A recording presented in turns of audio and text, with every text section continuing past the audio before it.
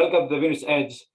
We have a presentation today for Dr. Bill Mastron in a paper that is accepted in the Journal of Vascular Surgery. And we have two guests discussing the paper today, Dr. Steve Black from London and Dr. Michael Xavierinos from both sides of the Atlantic. Bill, please take it on. All right, let me share my screen real quick here. And this paper was presented originally at the American Venous Forum's virtual meeting earlier this year. And can you see those slides up? Yep. Okay, great. So the idea here was to look at patients with the most severe form of iliac outflow obstruction, those with complete occlusion, and look at their early and midterm outcomes. You know, we know that these patients don't do as well as those that have post-thrombotic occlusions. And so the key here is to understand that these were the type 4s in the classification scheme that we've used, those that had total occlusion of multiple segments of the outflow system, and some that had type 3s that were less severe occlusions, but none of the type 1s or 2 that just had May-Thurner style stenoses or even long segment stenoses. These were all totally occluded that required recanalization and certainly a much more extensive procedure. I'm going to skip right to our results in these patients. And we had 106 cases, and as you can see, about 40% were more shorter segment occlusions, and about 60% were type 4 that were long segment occlusions. And I think one of the keys to understand is that, you know, our program didn't do all these cases. We looked at this across our healthcare system, and there are 2 hospitals where we do pretty much all types of vascular surgery, you know, high-level interventional radiologists and surgeons. And some cases were done by IRs, some were done by vascular surgeons in 2 different groups. And this spanned about a 10-year time period. So there are different protocols for management of patients over time. And this allowed us to do comparisons of some of the different anticoagulation strategies. These are the SEPT criteria. Most of them were 3s, but a good number were 5s and 6s here.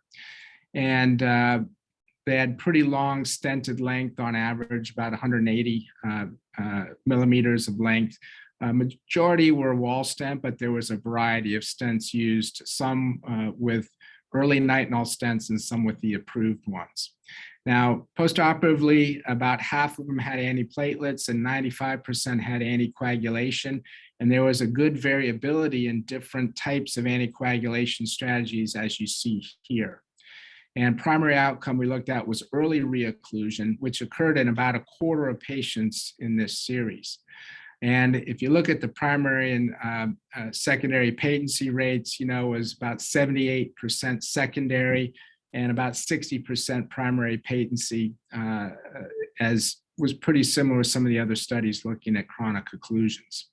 If you looked at the variables related to this, more extensive obstructions, so type 4s, those that had a predefined hypercoagulable state had more frequent reocclusions. And then if you look at anticoagulation, which was really the variable that you could affect, we really saw a difference here where patients who were treated for long-term treatment with low molecular weight heparin greater than 10 days had a significantly lower incidence of stent thrombosis. And this was particularly in comparison to those that had factor Xa inhibitors. And if you look at, you know, if you used a low molecular weight, we had about 5% of them had early rethrombosis versus 39% that had factor Xa inhibitors. So I think the main thing to look at from this paper really is that if you're going to do these kind of procedures, make sure the patient is willing to use a long-term course of low molecular weight heparin for about 30 days, 3 or 4 weeks anyway. Then you can switch them over to an oral agent, and I don't know that it matters which one, but that early time frame when the stent is healing and there's inflammation, they're particularly susceptible to reocclusion, probably due to this chronic occlusion that required recanalization and causes more inflammation than if you're not dealing with an occluded outflow tract. So I'll stop there and drop off the screen, and we can let the experts comment. Okay, there we go. Mike, go ahead. Well, Bill, thank you for this great paper. I think it adds a lot to something that we have known for years, but we didn't have data to back it up. Low molecular weight heparin is beneficial, most likely because of its anti-inflammatory effects in the early period. So the clinical implications of what you are presenting is that we should be offering low molecular weight heparin for our patients 4 to 6 weeks before transitioning to a vitamin K antagonist or a DOAC. Now, there are some surprising findings for me in your results that I would like your comment on. A couple of weeks ago, I was invited in a meeting to discuss about the inflow being the most important factor of the patency of our stents.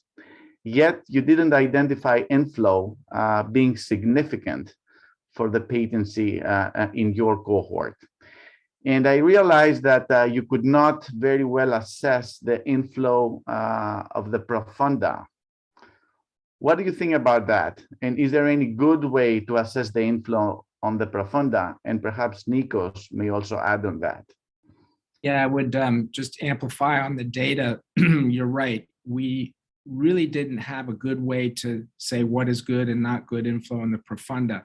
In about 3/4 of patients, so I think about almost 80 of them, we use CT or MR to look at the femoral vein and look at inflow there. And there was a trend towards higher rates of rethrombosis if they had poor femoral flow. But I think if we have enough patients, if we had a couple hundred, that would be a positive predictor. But I definitely think you're right. We need a good way to say what is good and what is not good profunda inflow. I think we kind of know it when we see it, but there's not some measure that you can use when you're doing a study like this to say this is good or this isn't. Yeah, Bill, I agree. Steve, please. Yeah, just as a comment though, I think, Bill, what you did show was that your type 4 lesions are significantly associated with failure. And right. It's pretty clear that those lesions, which are more extensive with longer occlusions, are also associated with poorer inflow. Exactly. So the two kind of correlate quite strongly. And I think it's just, we certainly found that in our experience. Right. When you have long occlusions, you tend to have worse inflow. And that's where the correlation between stents below the ligament and inflow disease is so strong. It's not necessarily that they're below the ligament. It's just longer occlusions or worse patients. So you struggle more.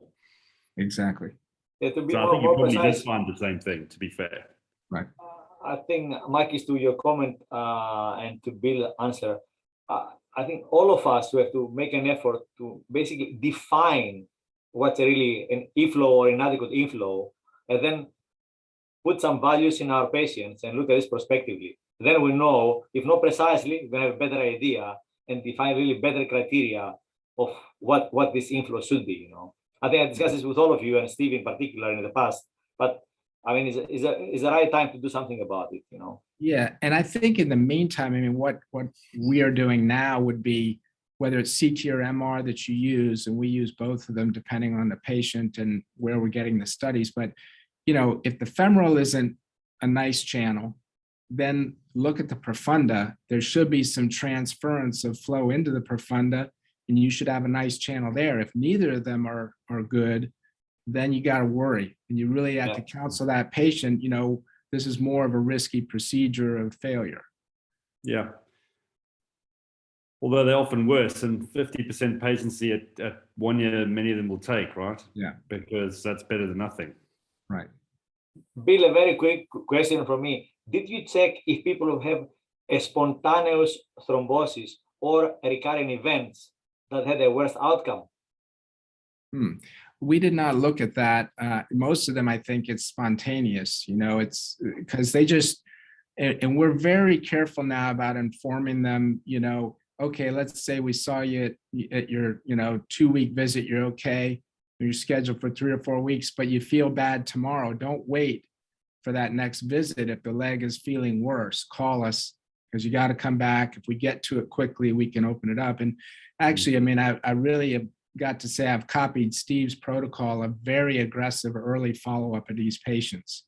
You know, Steve can outline it, but I was impressed how often they see him. And I think you routinely do MRs or even venograms on them early on, which I think is the way to go. No, thanks for that comment, Bill. I mean, I think we learn from each other, don't we? And as we find our way through this, and that's been a great adventure we've all been on. But I think for us, we found that early surveillance means you pick up those stent failures that are happening in the first 2 weeks. And if you get to them and fix them, you stop that hard rind of tissue forming, which is really difficult to deal with. And even if you get across those stents, you can hardly ever get rid of that material. It's just, you just have a channel through it, which was our motivation. Yeah. I think with the striking distance, and actually this links to the other paper that will be discussed in this episode of Venous Edge. You know, we did a very similar study in our unit that will be discussed tomorrow and presented by Adam Godz. But our finding really showed that anticoagulation strategies made no difference. However, what I'd say the common ground is that our patients all get low molecular weight heparin for at least the first 2 weeks, and we are then only transitioning them at a later stage when they're stable. So I think despite the headline findings being different, it may be the common theme linking these two is the low molecular weight heparin. And we'll expand more on the antiplatelets, which are used in 50% of your patients. But where do you see the role for that more defined, clear anticoagulation strategy, and why do you think the low molecular weight heparins may be better? Yeah, well, and I think that was the difference in the group that we got, is, you know, a lot of different physicians doing the procedures, and some were, you know, thought that DOACs were fine and some didn't. And so we got to compare those different strategies, which is good. I have no idea about antiplatelet agents and really whether they're beneficial or not. I think, you know, in patients maybe where you're not going to anticoagulate, maybe it's a stenosis and not a recanalization, and you don't feel you need anticoagulation, then I'd probably use an antiplatelet agent. But, you know, there's other data looking at some of those studies. But yeah, I think the low molecular weight, our hematologists talk about how that hits more factors in the clotting pathway. So as well as the anti-inflammatory side, it's hitting more of the factors than a DOAC does. No, excellent. I look forward to picking this up tomorrow. Excellent, guys. I think this is all the time we had for. Thank you very much. It was great. Looking forward also to tomorrow's presentation from Steve's group. Thanks very much. Take care, guys. See you. Bye-bye. Thank you.